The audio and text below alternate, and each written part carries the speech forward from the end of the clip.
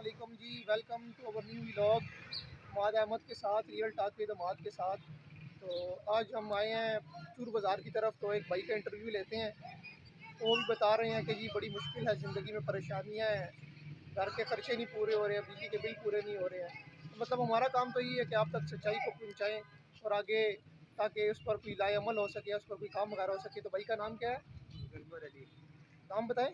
Janfar Ali. Janfar Ali जी, इनका interview लेते हैं जी, इनसे पूछते हैं कि क्या ऊपर मामला से है। पेट्रोल आज जो है ना फिर महंगा कर दिया है, डीजल भी महंगा कर दिया है। पेट्रोल डीजल महंगा हो गया, हर चीज़ महंगी हो जाएगी। जी।